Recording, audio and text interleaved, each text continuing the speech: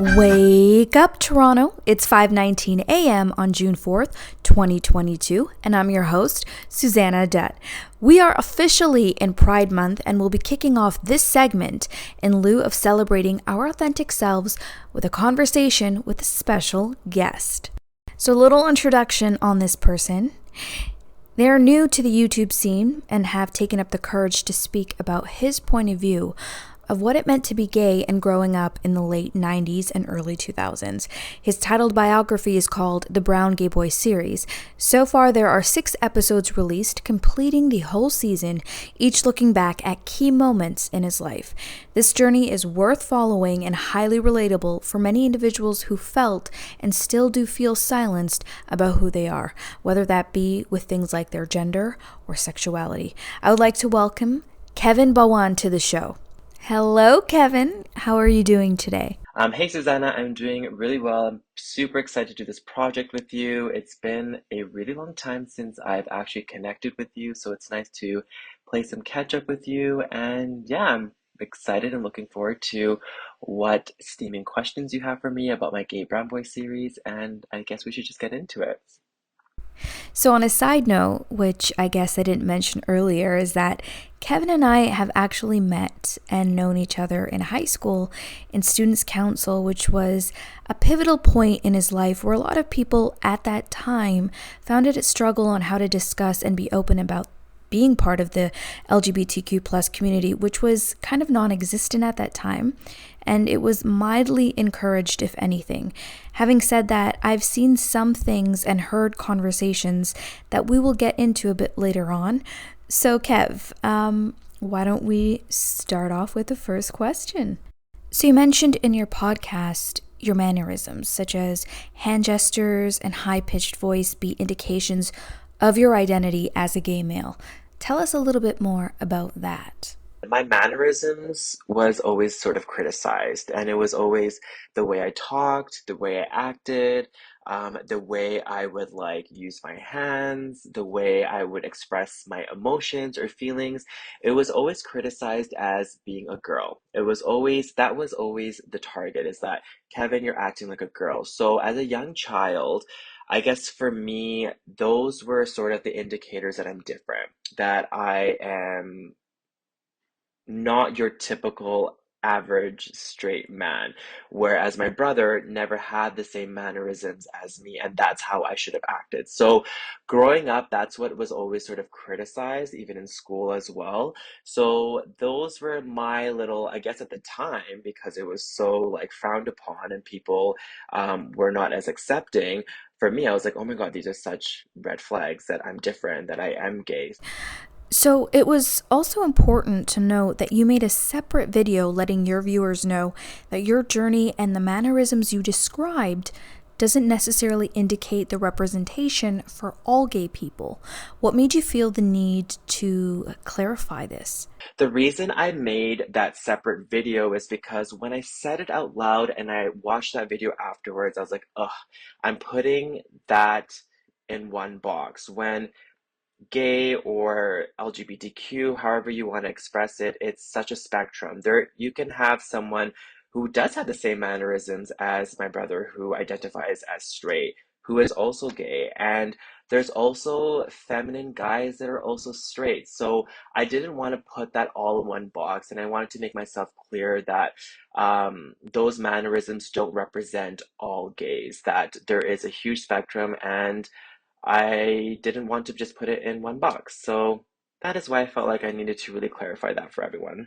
Absolutely, I couldn't agree with you more. I mean, just like a rainbow has different colors and shades and hues to it, in the same way as humans, we identify and articulate in so many different ways that makes us special and unique. Now, in one of your episodes, a very powerful story I found to be absolutely captivating was when you snuck into your mom's room on a few occasions and put lipstick on and slipped into her high heels. To me, it painted a picture of someone who is empowering themselves and embracing who they are for the first time, and unapologetically at that. Did you feel liberated in those moments when you were able to finally dress up the way that made you feel comfortable in your own skin? So when I would go into my mother's closet to try on her heels or go into her washroom to try on her lipstick, I would love to say I felt liberated, but I almost didn't because I was still so scared. I was so afraid of being caught. I would look in the mirror for a moment or a glimpse, being like, this is me. This is who I identify as someone who is queer, someone that is feminine. And then right away, my mind would go to, but this is not possible for you. So, I mean, in those little moments, yes, there was definitely some joy and happiness there, but I think my brain was so conditioned to not being okay with who I was before that that automatic thought came almost instantly, where then I would shut down and be sad about it. And yeah, I think that's what it was for me. But I guess for in that moment also is that when my mom did almost catch me or question me about the lipstick being on my lips and not really hammer me down or, being so down on me for wearing it, that moment was a little bit liberating for me because she didn't say anything about it, but I can still see there was so much care there, there's so much love there. Even in that moment of silence where I wasn't really questioned, it was still a moment where I still felt very safe with my mom. All right, Kevin. Now that you mention your mom's silence, kind of inducing feelings of hopefulness and safety, security, even, I feel like it was earlier on her showing, a bit of her support as well. It just wasn't being voiced. Now, I want to kind of shift away from that support to our culture. And that can get a little bit confrontational and uncomfortable, but let's try it out. So, you and I are from the same background. We are Fijians. Basically, our forefathers are from India who migrated to the islands when British imperialism happened to work in the plantation fields. And they were basically in that, times of slavery. It was very difficult. And then, they moved to the West to start off a new life. So, what I want to talk about, and I can't speak on the behalf of all Fijians from, the 90s and later on, but I think we can agree on how back in the day, having a sexual orientation other than straight was deemed as unacceptable. Now, many times parents thought that they could, sadly to say, pray the gay away. Today, however, with pride parades and LGBTQ plus marriages being celebrated, it has become less of a battle and more of community love. That guard of it being too taboo is also lowering. From your experience, would you agree with this? My experience, I just want to start off by saying that with my experience growing up within Fijian culture, I was very, very fortunate and very grateful for my experience when I came out because I had two parents that didn't question me twice. They were accepting right away. I had a family of supports that accepted me for who I am. My friends accepted me for who I am. I just had an abundance of so much love almost instantly. So my experience, yes, I would agree that things are changing. That with people fighting for their rights and also advocating for themselves, it's obviously making a shift in our world where being gay or being different, being queer, whatever it might be, is that it is becoming more accepted. However, at the same time, for many kids out there, especially in my situation, or who come from a similar background like me, whether or people of color, there are people that are still struggling where it is still being looked down upon, where parents do shut their children out or they do try to pray the gay away. And I feel like it's people like me and other people who are like me. I think it's our job to continue advocating, to continue sharing these stories, to continue to hopefully shift people's train of thought or not necessarily change your beliefs, but just be more accepting, being more open to this. Because yes, it is hard for your child or whoever's coming out, and it's also hard for the parents and the family too, especially when they've had this one perception of you. And changing someone's perception or their idea or their opinions or beliefs or values is very hard. But I think from my experience, I think it's possible to open up possibilities, especially on acceptance. And I think that's a good start. Oh, 100%. And to add to that, nowadays, I think it's so much more beneficial and not to say easier, but there is that sense of support.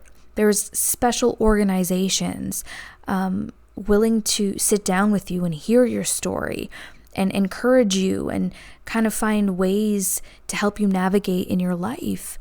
Um, you know, and so a lot of people are finding it a little bit easier to come out, with that secret that they've kept hidden away for years and share it with the world and not feel embarrassed about it. Now, Kevin, you have two siblings who are very close to you, your sister and brother. Now, did they know all along?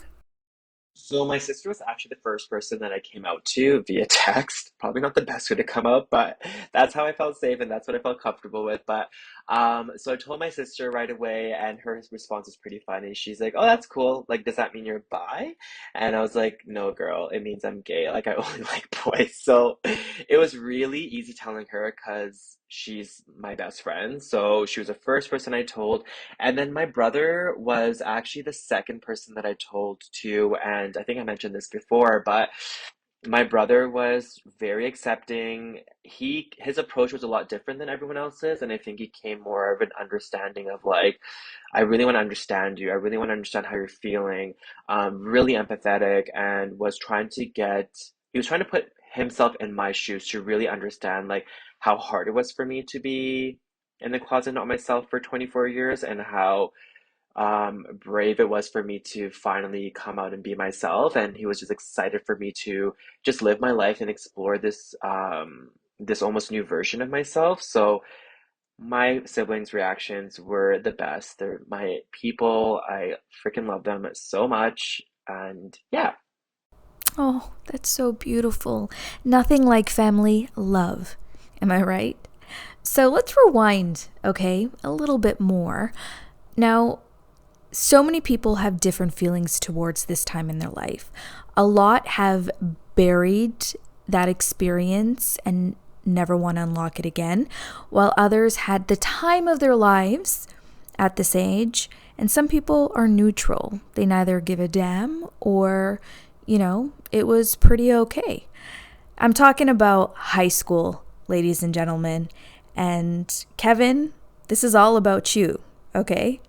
So, in episode 3, the Gay Brown Boy series, without giving too much away, you say Students' Council was your savior, and you mention it being your safe place before getting a bit emotional on camera. Could you tell us a little bit more on what that was like for you? So Students' Council, oh my gosh, it was definitely my safe place. Like I always took pride in being a leader and being in that role of helping others. So that's why Students' Council always was something that I enjoyed doing. It's because it was always like helping others. And I also like being a leader too. So it was a place where I always felt really safe. You can tell, Students' Council is that place where it does have kids who are different, and it does have kids who are not similar as per like your typical like popular kid or what have you, or your typical jock. Even though there was those kids in our group, they were not like your cocky assholes, to be honest. Like they were just someone that was just there to, because they had the same mission as you. And that's why it always felt like my safe place, because outside of students council, like in class or in PE class, or even just being out in the quad, which is like an area where we eat lunch and things like that, I never felt safe. I not never felt safe. I shouldn't say it like that, sorry. I just never always felt as comfortable as I did, like let's say in the students council room where everyone was having lunch or just hanging out. The reason I got so emotional is because I truly believe this. If I didn't have that group or if I didn't have students council, I don't know where I would be. It almost scares me to think where I would be because I don't think it would be in a really good place. Um, and I was already so like depressed as it is, and just having those happy moments in school really made it that more sort of enjoyable for me. Real talks, now this is from my point of view, I truly felt that good gay energy around you, if that makes any sense. But to me, that was normal. I was what, 16, 15 at that time, and I knew who you were without you being upfront and saying it, right? I respected that from the beginning, and it just left it as that. To me, our friendship mattered more than your sexual preferences. Like, what the heck was I going to do knowing that kind of information? Or having that expectation for you to share something so sensitive, especially if it was outside your comfort zone and you were still trying to find yourself. It's immense pressure, you know? But again, I've been told this always, even when I was back in high school, that I'm just such an old soul or I'm too mature for my age. I don't know. These things, private moments in your life, you are allowed to share it with people when you're ready and not a moment sooner. That's just my opinion.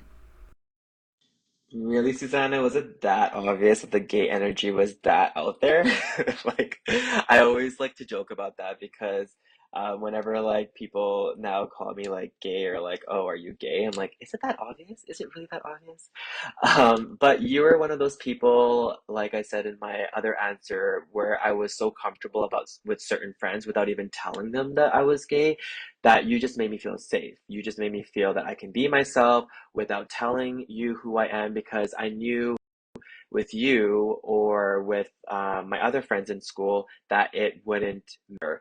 So I think for me, it was still the fear based on what I've experienced in my home or in my upbringing or from all the bullying that I got, that I still wasn't able to say the words I am gay. Even at 30 years old, it's such a struggle for me to still say I am gay confidently and with so much pride and happiness because I was so conditioned for so many years that that was not okay that it's still a little bit of a struggle for me. So I think with you, you're just one of those people that I just felt safe and comfortable with. I think that you have that energy and presence about yourself where it's non-judgmental. You're like a safe zone, you know? So I encourage for everyone to be like that, to just be a Susanna. Oh, my heart. Kevin, that was really sweet of you to say.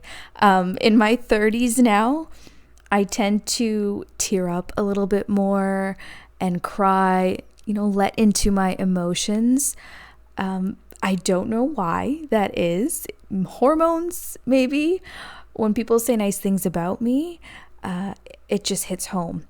And I appear to be like hard on the outside, but relatively I'm soft on the inside. And I hope I'm saying this in the most appropriate way possible and we don't make it into like a dirty thing. But seriously, let's coin the term Be a Suzanna. We will profit millions, I swear. It will be a great campaign. But let's move on to the next question, which is, now, although you and I were on the same page about acceptance, regardless of your sexuality, your gender, what you identify with, etc., there were other peers in our school that couldn't see past that. So much so, they seemed to require that validation of you coming forward and just saying it head on. How did that make you feel?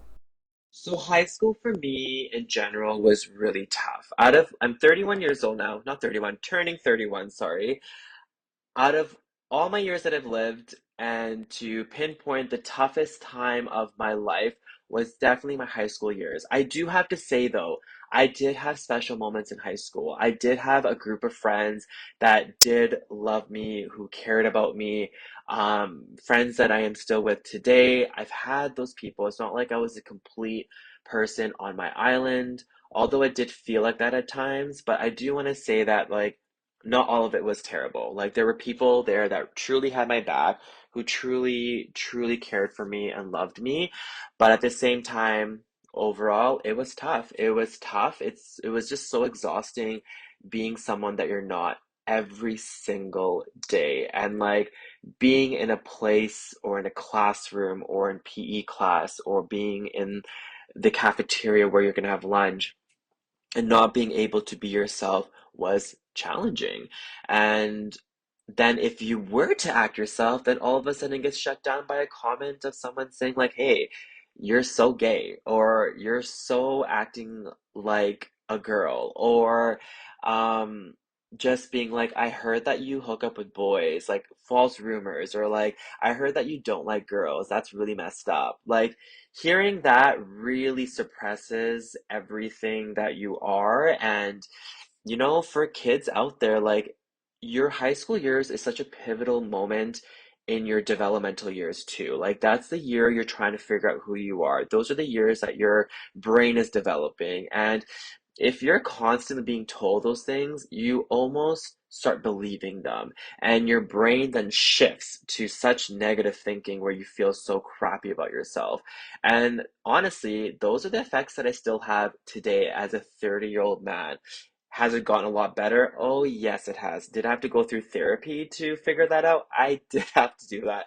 And it was a lot of healing for me. But um, as much as they were bad years, I look at that as like years of how I'm healing through those years. And it just made me into a stronger, more of a happier, I like to call myself a bad bitch now. Like, those moments now are just moments of like, okay, there's so much growth that has come out of those moments. Because if I can really heal from those moments, I can really, I don't know, it just makes me tackle on so many other things that come in life. I don't know why this analogy is coming to my mind, but it's in comparative to being a baby bird. The moment we're born, we're reliant on our parents to take care of us. We have no control over our bodies, the feedings, all of that. We kind of have to depend on them. And as the days progress, we become stronger and stronger to a point where that specific day arrives where we have to learn to take off, to soar, and to fly. But in order to do that, we have to falter many times and practice.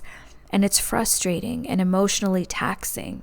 But when you finally are able to take off and you're actually in that moment, spreading your wings and flying, it's a surreal experience. It's as if, wow, look at all the people down there, I've made it. And that's when your journey begins. And that's with anything in life, any moment that you go through. There are successes and there are failures, but it's all about trying and being yourself and having people around you who are going to elevate you to that pinnacle point in your life where you're just nothing but happy. And it's so incredible to see that you've reached and conquered several parts of that, and you're still learning yourself. You've got a long ways to go. So my next question is a little bit more personal. Was there pressure, since there are the people that were saying such hurtful things to you that were just, abrupt and kind of probably ticked you off, but did you ever feel that pressure to blurt your secret out? To be like, you know what, guys? Yeah, I am. Or did you have a sense of control to just bite your tongue?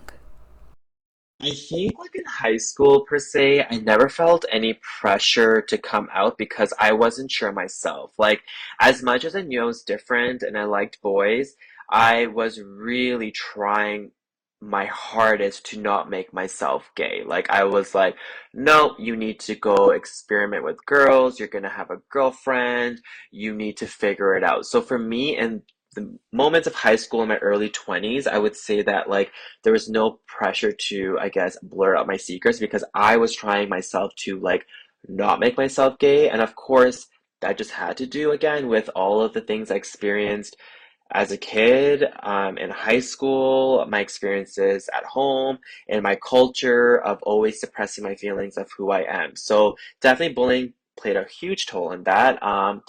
And but I never felt the pressure because I think in those years I really was trying myself like not to be gay. I'm so glad that you stuck to your authentic self and trusted the Kevin that was within and got to know him. And at the right, perfect moment, you unleashed him just like magic. It's so beautiful. Now let's circle back to the Gay Brown Boys series. Why did you feel now was the right time than any to tell your story, especially on such a big platform like social media? You know, you can't go back. It's forever on the internet, and I mean forever. I really believe in life that you have to take risks and you have to try to get out of your comfort zone because if you don't, then I don't feel like you're really living your true, authentic self. So, same goes for my story. Like, there's a reason why I had to come out. And as comfortable as that was for me, as terrifying that it was for me, it wasn't bad. I'm living my best life now. So, for me to tell my story on such a large platform, to really put it out there, was not just only for me to process my coming out, because when I first initially came out, I never really processed it. Because everything really moved so quickly for me. I came out, I met like my ex-partner, who I was with for 5.5 years, and we went through a lot together, and um, not your typical relationship, I would say. And out of respect for my ex-partner, I'm not going to blurt out what kind of happened, but there was a lot that happened where I was really depressed. I was really depressed. I was in a really dark hole, something that I couldn't come out of, and it was all experiences that was experiencing, and I really lost who I was, and it was so scary where that moment was a lot scarier than being in the closet, and just to paint a picture for you. So then I was like, who was I? And I just felt very lost. And I was like, I didn't even process how I came out. And I didn't even tell my parents the full story of like what I went through, or any of my family members or my close friends. And then I started thinking about the young children in my position who are similar culture as me, or people of color, or similar sort of circumstances. And it's like, okay, how can I make this city, shitty situation for myself into something that can be inspiring and help others? And that is why I chose YouTube. That is why I chose to share my story. That is why I did that, because I wanted to really enlighten everyone. I really wanted to share what's out there. There's not very many people that look like me that are out and who are on TV or on social media who are prideful for who they are, especially being queer. So I was like, let me just take this opportunity to share my story so I can hopefully be an inspiration to others and enlighten people and open people's minds a bit. And it was a risk, and I knew it was going to be on the internet forever, and it was scary as hell, but I took it, and I have absolutely no regrets from it. Um, because I was proud of myself. I was really proud of myself for sharing that moment with everyone, and I do feel like it's left an impact on just a few people. That is amazing. So, after you wrapped up your stories with the series, you had announced that you were planning on launching a podcast.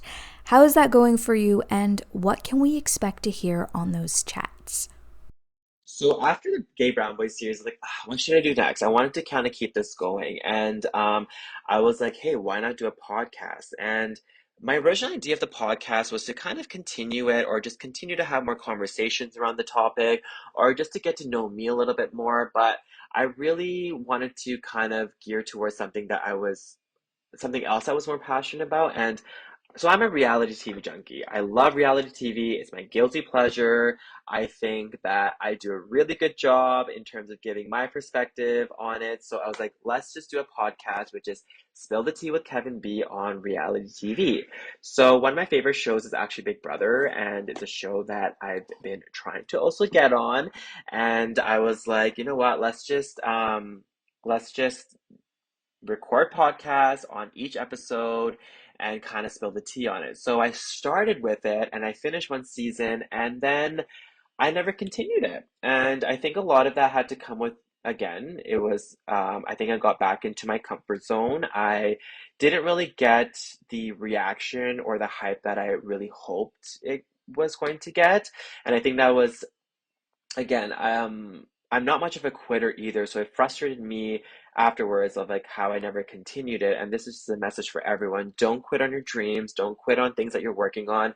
Sometimes it's not going to work out the way you want it to work out, but you need to keep going. And I never did that. So I still have no regrets about it because also around that time, my sister moved down to Calgary for the summer and my best friend. And I really want to take that opportunity to really focus my energy on them, have a really good summer. Like I never, like I said before, my sister's my best friend. And like when you really get opportunities like that where someone you love so much is going to live with you for 4 months. So I was really happy with my podcast. I think I did a really good job on it. I would love to continue it and see where I can go with it because I think I would like to kind of open that up again with things, I guess, around this. But stay tuned. You just never know what can come about it. Ooh, spill the tea with Kevin B. Doesn't that just roll off your tongue? Very creative, might I say, and I definitely tune into that. It seems like you have a lot to share. And speaking about reality television, I mean, Big Brother is one of the originals, like back in the early 2000s, along with, I think, Survivor, Fear Factor, American Idol, The Bachelor, and just many, many more. And so, people, I guess, were just so drawn into it because it was real people reacting to real life situations. Now, there is speculation that majority of it is scripted, but people don't really care as much. They prefer that type of drama and that type of action. So it has been a successful formula this far because nowadays there's even more reality shows popping up, like The Circle on Netflix and Love is Blind. And then you had, Jersey Shore, which was a huge hit. And then they went off on a bit of a break and then came back. Now that they have kids and a whole other life, they're with Jersey Shore Family Vacation. So that's interesting, but their fan base is still very prominent. And so, yeah, I think, reality TV is here to stay.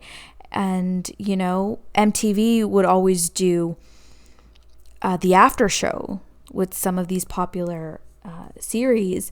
And I think, there's The Real Housewife of Beverly Hills, and they still do that where they get all glammed up and review everything and feelings come out and anger and rage. And people just, it's entertaining to see. So good luck to you, Kevin. You'll definitely nail it. And I'm sure as you keep releasing more episodes, people will just binge and listen.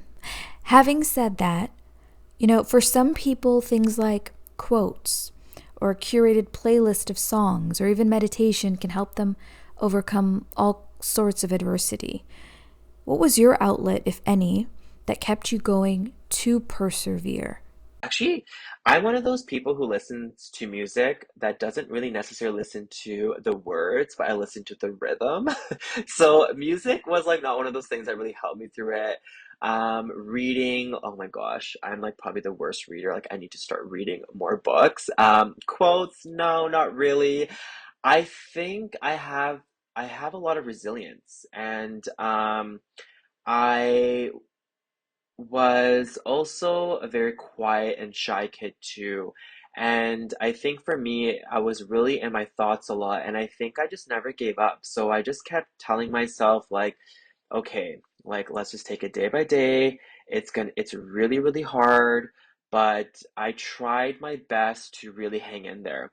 And I think that just has to come with a sense of resilience that you're kind of born with, or that you kind of have through your own like experiences or through trauma. So it probably like not the best way to go through adversity. Definitely something that like I would recommend things like talking about it. I think that's the best way. I think after when I talked about my story or I talked about coming out, it just alleviated so much stress where I'm like, if I would have done this way back in the day, it would have helped me through so many years where I could have just done so much. But I don't like to live in the shoulda, woulda, coulda phase. I live life in the moment, and I think everything happens for a reason. But also the series too. I think that's also helped me cope with what I was going through. I went through a lot of therapy, girl, and I think that is so important. I think everyone should go see a therapist, whether you have problems or not, because everyone goes through something.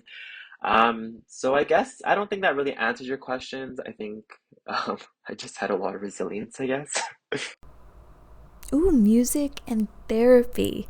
What a great place to begin, and they go hand in hand. I think there was a university course in the humanities that was offering a program like that to learn what that can do. And it's really fascinating to see how it can impact someone's life. But a lot of people that I've spoken to as well, music and therapy is a factor. Like, it's a resource that they use to kind of cope with the things that are affecting their life. But when it comes to therapy, a lot of people do cringe. I don't know why. Perhaps it's this notion of talking to a complete stranger about yourself, and people get anxiety over that. But I can assure you, I've been to therapy as well, and it is, I can't describe to you the amount of weight that is lifted off of your shoulders, and you just come out of there more relaxed. It's definitely a no judgment zone for the duration that you're there, but it definitely is just an incredible kind of feeling, inexplainable, to be honest.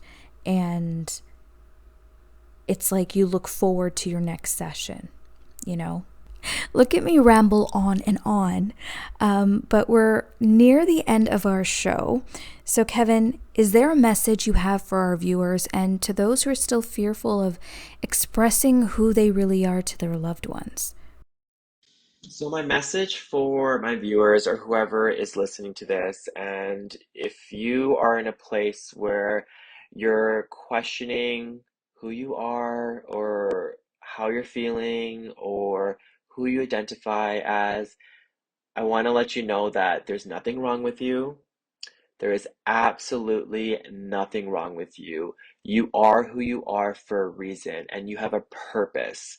Always remember that you have a purpose and that you have something to offer, that you're so valued, that your worth is just something that is unexplainable, that everything is okay with you and nothing is fucking wrong with you.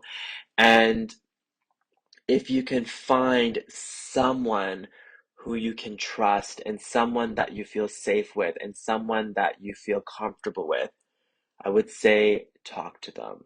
Try your best to get the courage and talk to them. And I can almost guarantee you that it's going to go okay because it went good for me and it went okay for me. And follow your gut. Definitely follow your gut. If you're getting the heebie-jeebies from someone that you're like, oh, I feel like I can talk about my story, but I'm not too sure yet, especially in your most vulnerable points, then follow your gut. Maybe that's not the person that you talk to. Or it might be a teacher, or it might be your coach, or it might be your neighbor, or it might be your counselor. Or it could be, the girl serving you your Timmy's coffee every morning. It could be absolutely anyone. I just would really say, like, see if you can talk to someone about it. Um, I think that's a first step. Like for me, it was my sister. I just knew. My gut was not off about her. I just knew where I could just express who I am. She was my first safe person. And be patient. Be patient. It's a journey. It's not a race. be patient with yourself, be kind to yourself, I would say, um, and just take it minute by minute, day by day. I always like to say, like, don't rush into it. Um, it took me 24 years and I have absolutely no regrets with my journey. I have absolutely no regrets that I should have came out sooner. Everything happens for a reason. And just always remember that. And if if your close family and friends are, let's say, not accepting of you, there is a whole community of people who will accept you with open arms. You may not have it with your chosen family, but there is a family out there that is in a loving, beautiful, queer community who will accept you with open arms. You will never be alone. Um, I think that is kind of my message that you're worth it so much. There is absolutely nothing wrong with you. You are valued, you are loved, your authentic self and what you bring to the world is just going to take you to places where you couldn't even imagine of. Like, be who you are, because being who you are is exactly the way it should be and nothing else. Can we just say it louder for the people in the back if you didn't hear? Listen to Kevin. Be who you are.